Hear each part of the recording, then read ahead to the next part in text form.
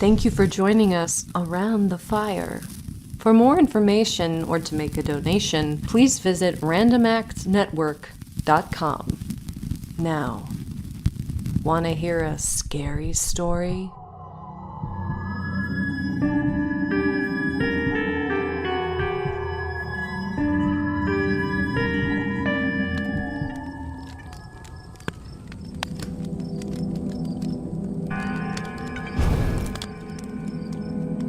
One of the greatest and suddenest storms on record has just been experienced here. It was foretold by an old fisherman who had for half a century kept watch of the weather from the East Cliff. More than one captain made up his mind that his boat would remain in the harbor till the storm had passed. There was a lovely sunset, and the wind fell away entirely during the evening. By midnight, there was a dead calm, a sultry heat, and the approach of thunder.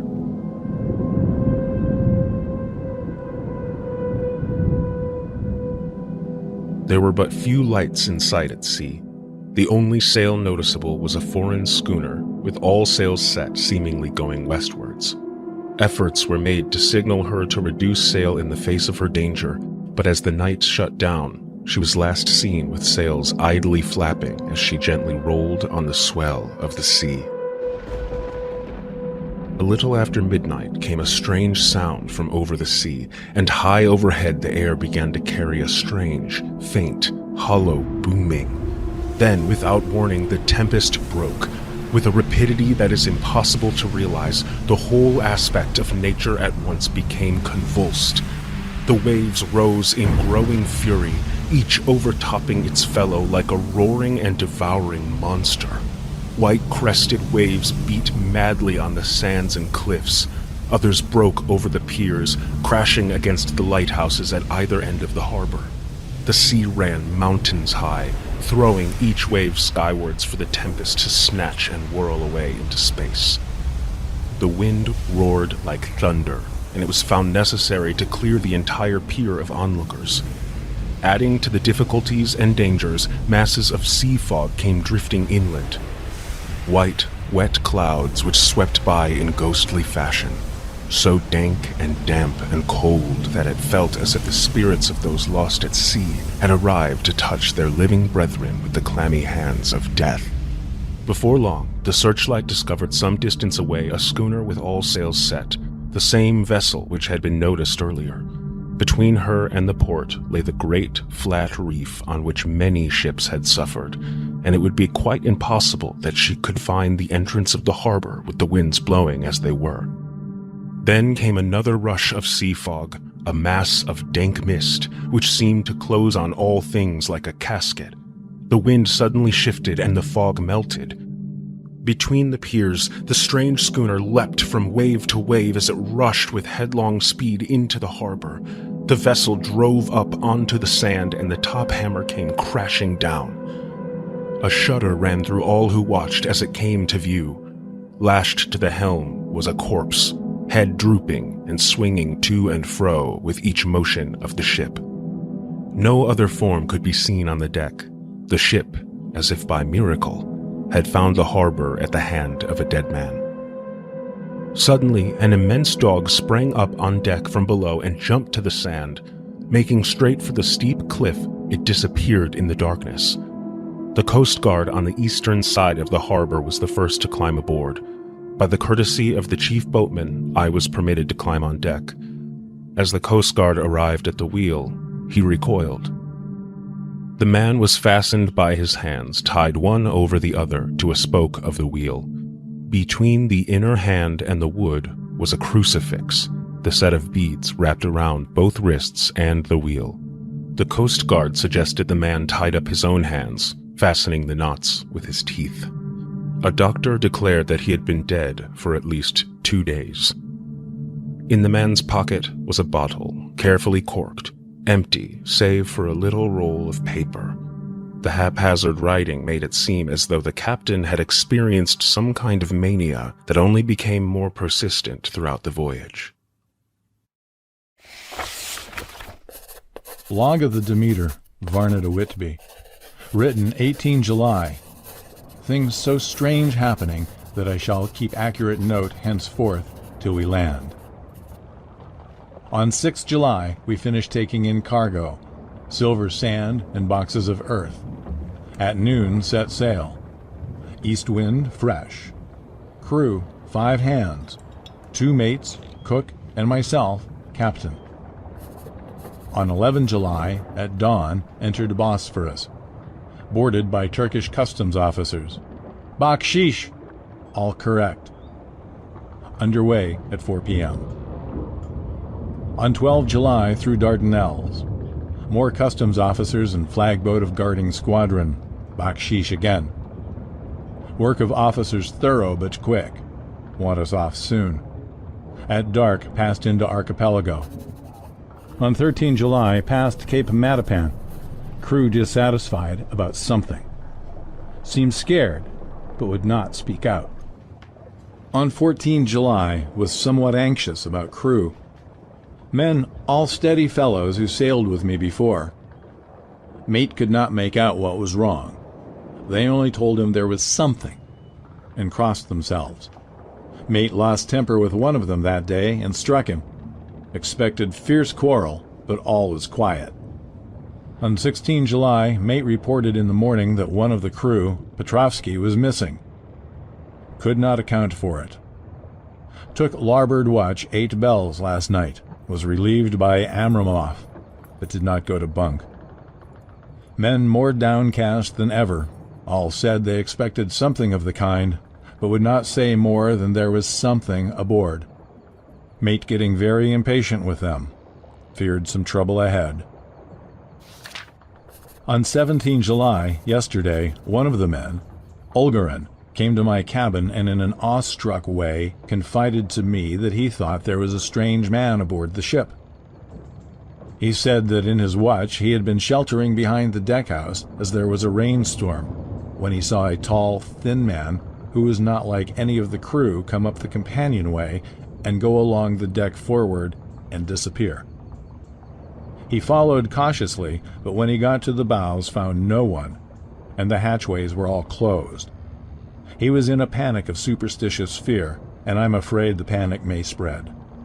To allay it, I shall today search the entire ship carefully, from stem to stern.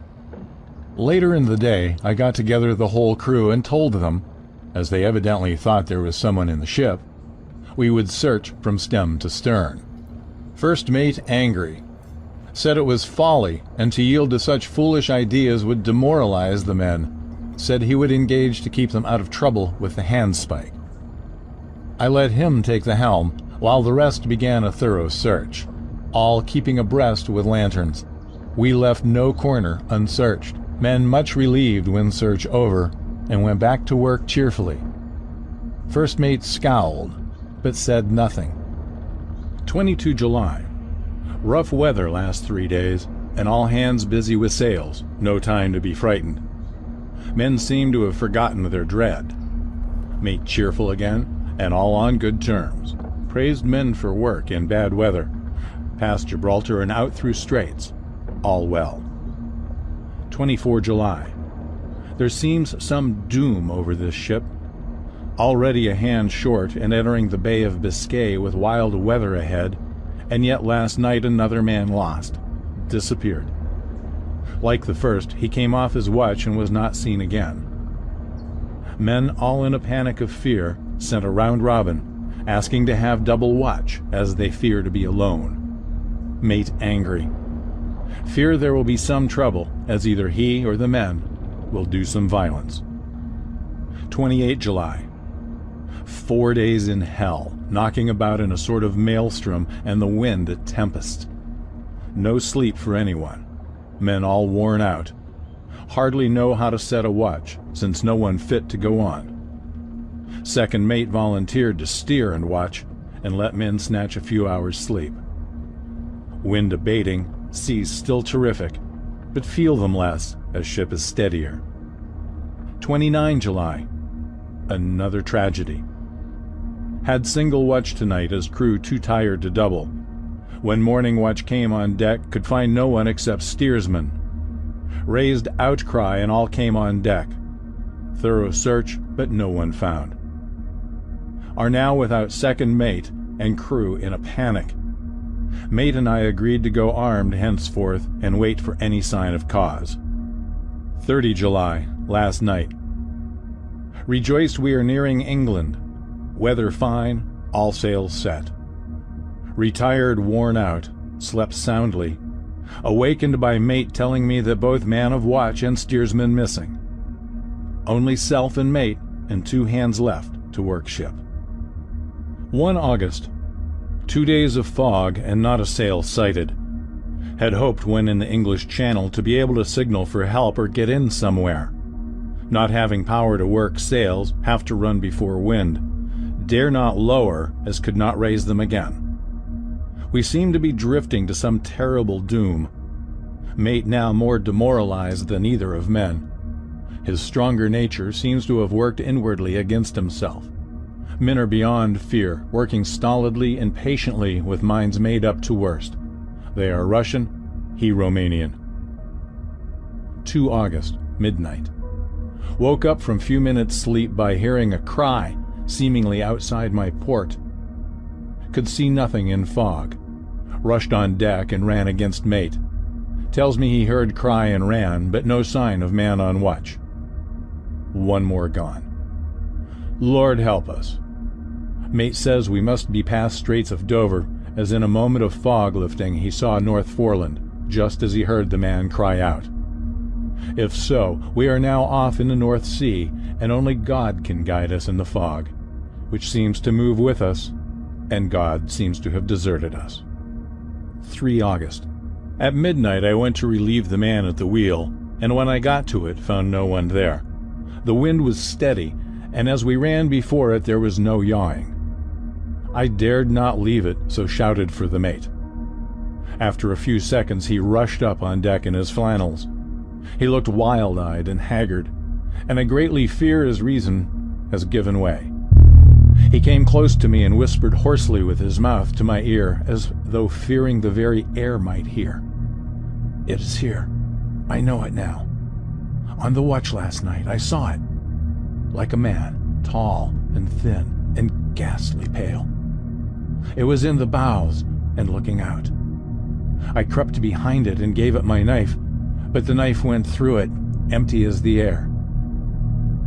And as he spoke, he took the knife and drove it savagely into space. Then he went on. "But it is here, and I'll find it.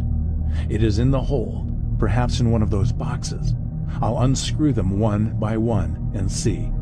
You work the helm." And with a warning look and his finger on his lip, he went below. There was springing up a choppy wind, and I could not leave the helm. I saw him come out on deck again with a tool chest and lantern and go down the forward hatchway. He is mad, stark, raving mad, and it's no use my trying to stop him. So here I stay and mind the helm and write these notes. I can only trust in God and wait till the fog clears. Then, if I can't steer to any harbor with the wind that is, I shall cut down sails and lie by, and signal for help. It is nearly over now.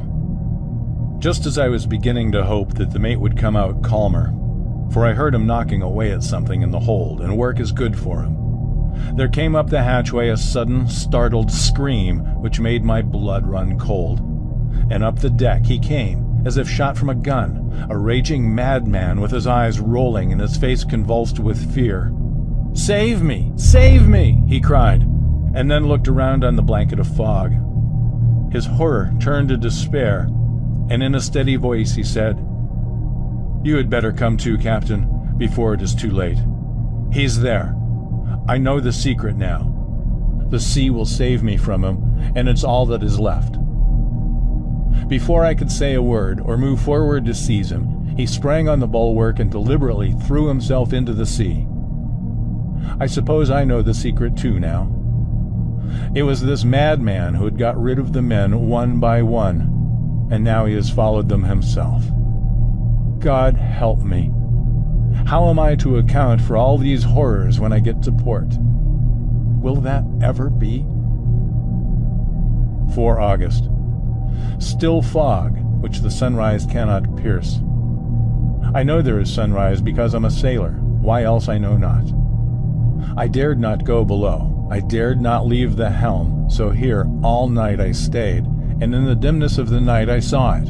Him. God forgive me, but the mate was right to jump overboard. It was better to die like a man. To die like a sailor in blue water, no man can object. But I am captain, and I must not leave my ship. But I shall baffle this fiend or monster, for I shall tie my hands to the wheel when my strength begins to fail, and along with them I shall tie that which it, dare not touch. And then, come good wind or foul, I shall save my soul and my honor as captain. I am growing weaker, and the night is coming on. If he can look me in the face again, I may not have time to act. If we are wrecked, mayhap this bottle may be found, and those who find it may understand. If not, well then all men shall know that I have been true to my trust. God and the Blessed Virgin and the saints help a poor, ignorant soul trying to do his duty.